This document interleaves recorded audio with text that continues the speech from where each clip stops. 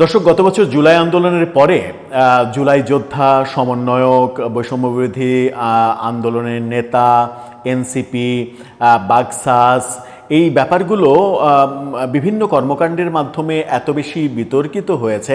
সাথে জুলাই ফাউন্ডেশন, জুলাই যোদ্ধাদের গেজেট, এই ব্যাপারগুলো নানা সময়ে বিতর্কের জন্ম দিয়েছে এবং নানা কর্মকাণ্ড এই বিতর্ককে আরও বেশি উস্কে দিয়েছে। বিশেষ করে জুলাই ফাউন্ডেশন এবং মুক্তিযোদ্ধা মন্ত্রণালয়ের গেজেট প্রকাশ করা, এখানে যে শুভঙ্করের ফাঁকি প্রতিনিয়ত আমরা দেখেছি। জুলাই ফাউন্ডেশনে এমনকি একটা মিনি আয়নাঘরের জন্মের ইতিহাসও আমরা দেখেছি। সেখানে একটা টর্চার সেল তৈরি করা হয়েছে। বিভিন্ন তথ্য যাচাইয়ের নামে তাদের বিভিন্ন জনকে সেখানে নিয়ে যেয়ে নির্যাতনের ঘটনা গণমাধ্যমে খবর হিসেবে এসেছে। জুলাইয়ের শহীদের তালিকা মুক্তিযুদ্ধ মন্ত্রণালয় গেজেট হিসেবে যেটা প্রকাশ করেছে, তারা অন্তত দুইবার সেটা সংশোধন করার পরে আবার প্রথম আলো অন্তত 52 জনের তালিকা, এখানে ভুয়া তালিকা আছে, সেটা রিপোর্ট করার পরে প্রথম আলোকে রীতিমতো আওয়ামী লীগের দোসর বানিয়ে দেয়া হলো। যে প্রথম আলো আওয়ামী লীগের দোসর, প্রথম আলো এরকম খুঁত বের করছে, জুলাই বিপ্লবকে বিতর্কিত করার চেষ্টা করছে, অথচ সত্য যে ঘটনা সেই ঘটনা আমরা মানতে পারছি না কিংবা মানতে চাইছি না। আপনি সরকারি গেজেট দেবেন, 840 জনের মতো গেজেট দিবেন, সেখানে 2-3 বার নিজেরা কারেকশন করবেন, বাদ দিবেন অনেককে, আবার প্রথম আলোর রিপোর্টে উঠে আসবে 52 জন এখানে ভুয়া তালিকা রয়েছে। সেই ব্যাপারগুলো কেন হচ্ছে, এই বিতর্কিত ঘটনাগুলো কেন হচ্ছে, এর সমাধান আমরা যখন পাচ্ছি না, তখন আবার নতুন করে নতুন সার্কাস আমরা দেখছি। যে সার্কাসে দেখা গেল এবার 128 জন জুলাই যোদ্ধার তালিকা গেজেট থেকে বাদ দেয়া হলো। তাহলে এই তালিকাগুলো কারা দিয়েছে? তালিকাগুলো দিয়ে টাকা, সরকারের টাকা হরিলুট করেছে কারা? তাদের কি বিচার হবে? তাদের বিচারের মুখোমুখি করা হবে? সেই প্রশ্নগুলো সামনে এসেই যায়। কি খবর দিচ্ছে গণমাধ্যম, কেন এগুলো ঘটছে, একটু বোঝার চেষ্টা করবো এই ভিডিওতে। থাকবেন পলিটিক্স টিভির নিয়মিত আয়োজনে।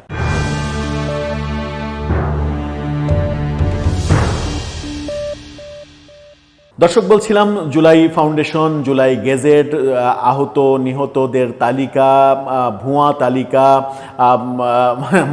আগুনে পুড়ে মারা গেছে, একটা ফ্যাক্টরিতে আগুনে পুড়ে মারা গেছে, সেখানে 31 জন মারা গেছে, সেই 31 জনকে জুলাই শহীদ হিসেবে তালিকায় দিয়ে দেওয়া হয়েছে। সেখানকার দায়িত্বশীল ডিসিরা বলছেন যে তারা যেহেতু এই আন্দোলন করেছিল, সেই কারণে মানবিক দিক বিবেচনা করে এই ক্ষেত্রে মৃত্যু হওয়ার সত্ত্বেও তাদেরকে শহীদের তালিকায় দিয়ে দেওয়া হয়েছে, তারা যেন সরকারের বেনিফিট পায়। কি হাস্যকর সব মন্তব্য আমরা দেখেছি। সেই হাস্যকর যুগ এখনো শেষ হচ্ছে না, এবার উঠে এসেছে আর এক ভয়াবহ চিত্র।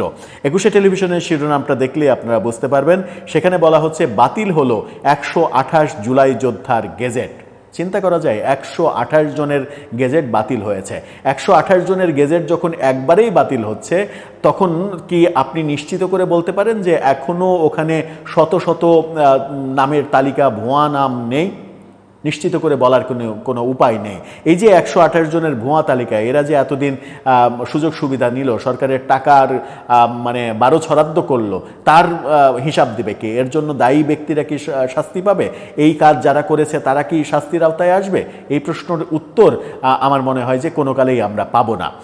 কি বলছে গণমাধ্যম? বলছে জুলাই গণ অভ্যুত্থানে আহত না হয়েও জুলাই যোদ্ধা হিসেবে তালিকাভুক্ত হওয়া 128 জনের গেজেট বাতিল করেছে মুক্তিযুদ্ধ বিষয়ক মন্ত্রণালয়।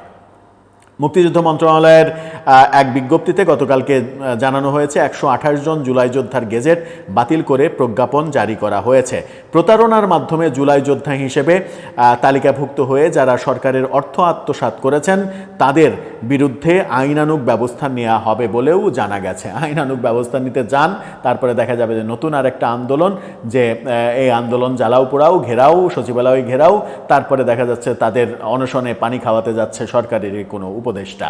এরকম মানে সার্কাস দেখলে আশ্চর্য হওয়ার কিছু থাকবে না। সেখানে বলা হচ্ছে ময়মনসিংহ বিভাগের 21 জন, সিলেট বিভাগের 27 জন, চট্টগ্রাম বিভাগের 39 জন, খুলনা বিভাগের 9 জন, রংপুর বিভাগের 3 জন, ঢাকা ও রাজশাহী বিভাগের 13 জন, বরিশাল বিভাগের 2 জনের গেজেট বাতিল করা হয়েছে।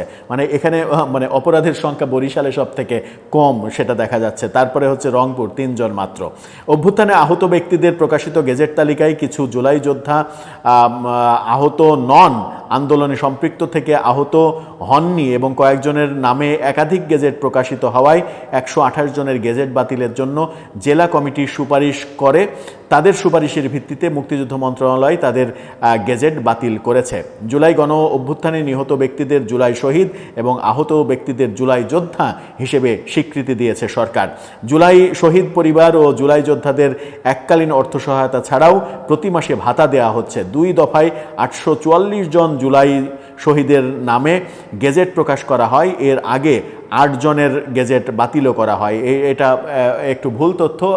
8 জন শুধু না, 2 দফায় গেজেট বাতিল করা হয়েছে। তারপরে প্রথম আলোর রিপোর্টের ওই 52 জনের ব্যাপারে সরকার এখন পর্যন্ত কোনো সিদ্ধান্ত নেয়নি, যেখানে প্রথম আলো একেবারে তথ্য উপাত্ত প্রমাণ সহ প্রমাণ করে দিয়েছে যে 52 জনের ভুয়া তালিকা এখানে রয়েছে। এই যখন অবস্থা, মানে এই যে এখন জুলাই যোদ্ধা এবং জুলাই শহীদ এই ব্যাপারে ভুয়া নামের ছড়াছড়ি হচ্ছে, অথচ আমরা এতদিন সমালোচনা শুনে আসছিলাম, সমালোচনা করছিলাম যে আওয়ামী লীগের আমলে ভুয়া মুক্তিযোদ্ধার তালিকা তৈরি করা হয়েছে এবং তার আগেও মানে আগের সরকারের আমলেও ভুয়া মুক্তিযোদ্ধা তৈরি করার মহোৎসব, প্রতিটা সময়েই আমরা ভুয়া মুক্তিযোদ্ধা তৈরি করার মহোৎসব দেখেছি। এখন শুরু হয়েছে ভুয়া জুলাই যোদ্ধা তৈরির মহোৎসব। এই যে আমরা মানে নৈতিকতার কোথায় গিয়ে দাঁড়িয়েছি, অথচ আমরা নতুন বাংলাদেশ, নতুন রাজনৈতিক বন্দোবস্ত এসবের স্বপ্ন দেখেছিলাম। জুলাই যোদ্ধারা আমাদেরকে স্বপ্ন দেখিয়েছিল যে আমরা একটা নতুন বন্দোবস্ত পাবো, যে বন্দোবস্তে সবাই সৎ হবে, সততার মাধ্যমে সমস্ত কর্মকাণ্ড চলবে। অথচ তারাই কিংবা তাদের স্টেক হোল্ডাররাই এই কর্মকাণ্ড নিশ্চিত করেই ওই 28 জন ব্যক্তি নিজে নিজে করতে পারেনি। নিশ্চিত করেই তারা উপরের কোনো গং ধরেছে, কোনো গ্যাংয়ের মাধ্যমে এই কাজটা করেছে এবং যে গ্যাং ফায়দা লোটার জন্য এই কাজগুলো করেছে, আহত নিহত সব ক্ষেত্রে। এই ধারা কি বন্ধ হবে? কিংবা যে তালিকা সরকার এখন পর্যন্ত দিয়েছে আহত নিহতদের যে তালিকা, সেই তালিকাকে এখন পর্যন্ত পরিশুদ্ধ তালিকা বলার কি কোনো স্কোপ রয়েছে? আবার সরকার যখন জাতিসংঘের রিপোর্ট অনুযায়ী 1400 জন শহীদের দাবি করছে বারবার, তখন এখন পর্যন্ত গেজেটে আমরা 834 কিংবা 840 জনের তালিকা পাচ্ছি, 1400 জনের তালিকা এখন পর্যন্ত কিন্তু পাইনি। মাত্র 1400 জনের তালিকা করতেই যদি এই ব্যর্থতা আমরা দেখি গত 14.5 মাসে, তাহলে সরকার কি করলো গত 14.5 মাসে, কি কাজে ব্যস্ত ছিল, সেই প্রশ্নটা এসেই যায়। দর্শক, এই ব্যাপারে আপনার ভাবনা কি? আদতে সরকার কোন কাজে ব্যস্ত ছিল যে তালিকাটাই করতে পারলো না? নাকি এখানে একটা ফাঁক রাখা হলো? এই ফাঁক রাখার উদ্দেশ্য কি এরকম যে এই ফাঁক থাকলে একটা পক্ষ দাবি করতে সুবিধা পাবে যে এই আন্দোলনে যে সংখ্যা, নিহত হওয়ার যে সংখ্যা বলা হচ্ছে, সেই সংখ্যাটা আদতে সঠিক সংখ্যা নয়? সেটা বললে কি অপরাধ হয়ে যাবে যদি কেউ এটা বলে ফেলে সরকারের এই ব্যর্থতার কারণে? আপনার মতামত জানিয়ে লিখতে পারেন আমাদের কমেন্ট বক্সে।